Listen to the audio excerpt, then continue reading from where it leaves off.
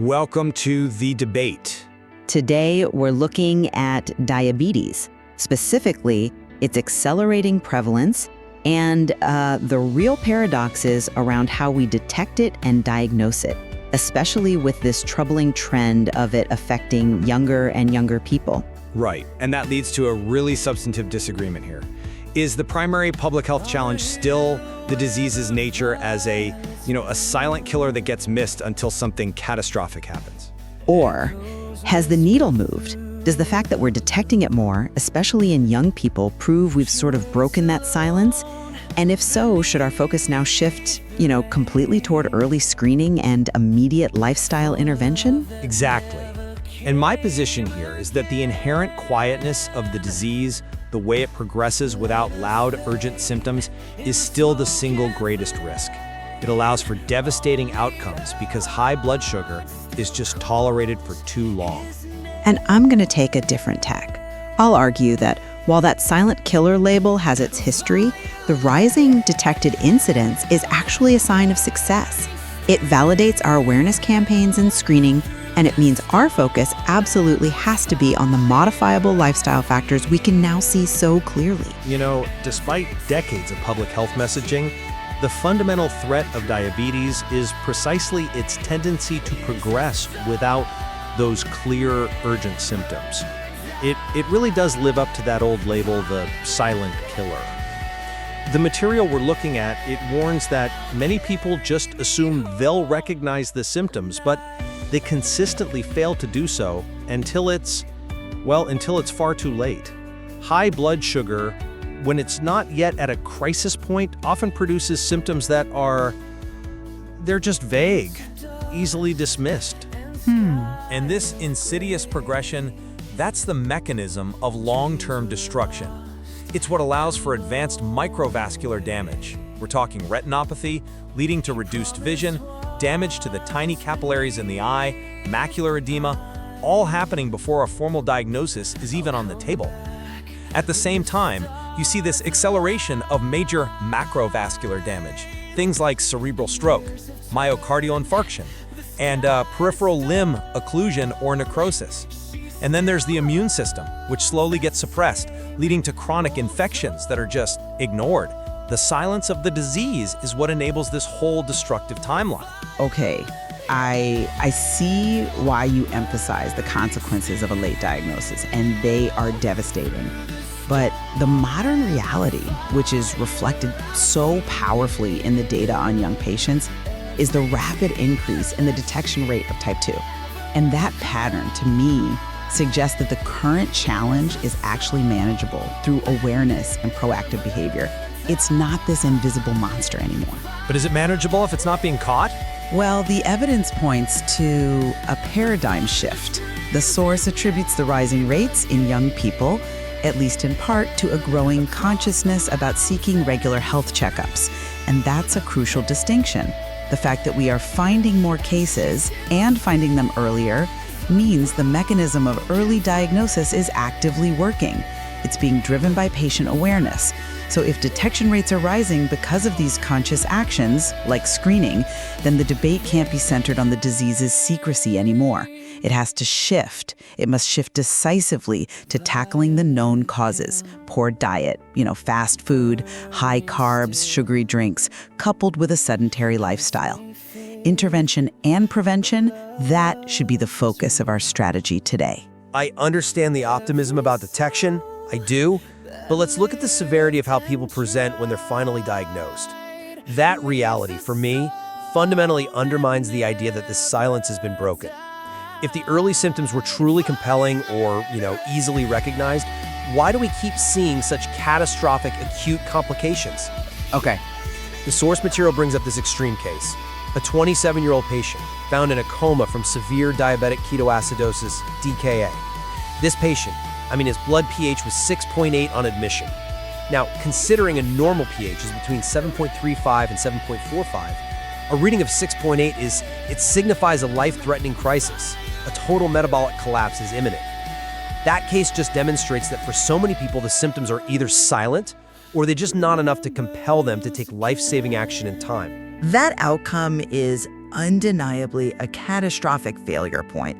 But I don't believe it supports your conclusion that the symptoms themselves are silent. And that specific case is complicated, right?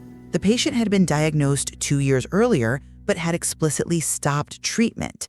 That's a failure of management, of adherence, not a failure of detection or the body's signals. I'm sorry, but I just don't buy that these symptoms are truly silent. The source clearly identifies multiple specific early warning signs, which are, metabolically speaking, quite loud. You have continuous thirst, polydipsia, where the body's pulling water from cells to dilute blood sugar. You have frequent urination, polyuria, the kidneys working overtime to flush that sugar, and crucially, unexplained weight loss. These aren't whispers.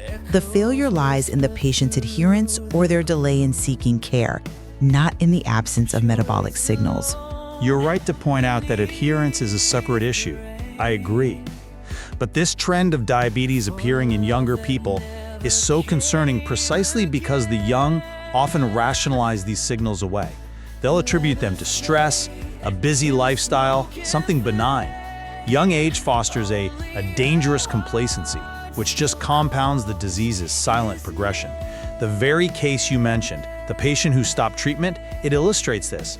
That sense of youthful invulnerability allows denial to set in, and it's reinforced by the disease's slow, quiet march toward permanent damage. That psychological barrier in youth is what enables the silence.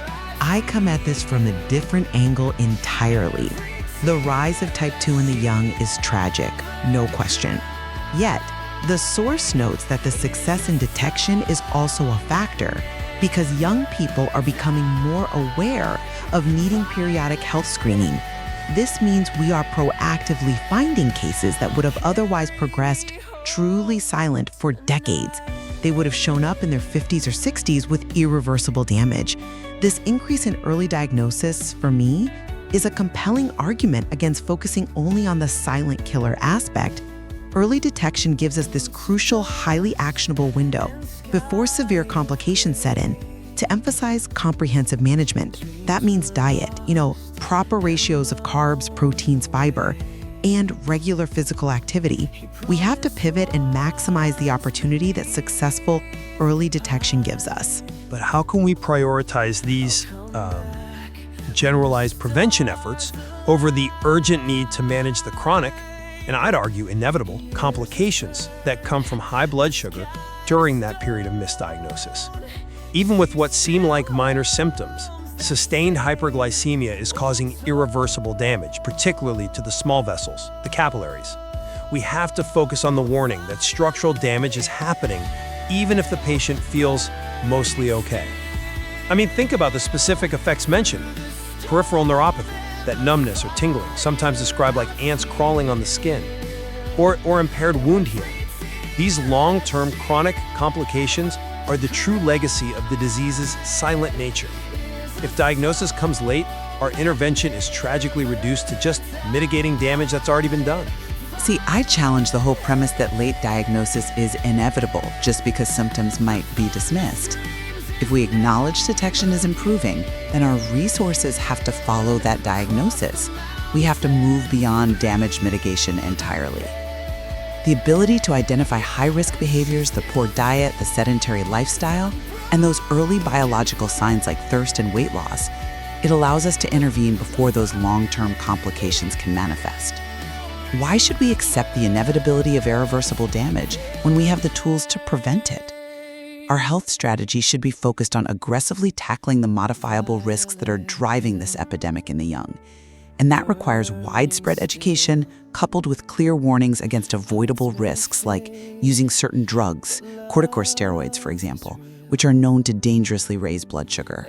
Our focus must be on maximizing the opportunity for change that's rooted in the growing success of early diagnosis. I have to push back on that prioritization. The material demonstrates pretty clearly that regardless of rising detection rates, the potential for catastrophic acute events like DKA, and the severe long-term chronic vascular damage, that potential remains the critical defining danger of this disease.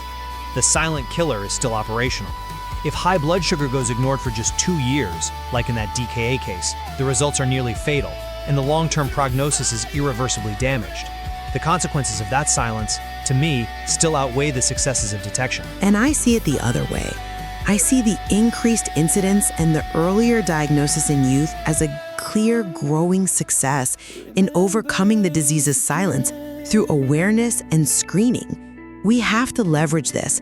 We have to use this successful detection to vigorously combat the lifestyle causes, the diet and activity that are fueling type 2 diabetes. That turns early diagnosis into the most powerful tool we have for primary prevention against all those future complications.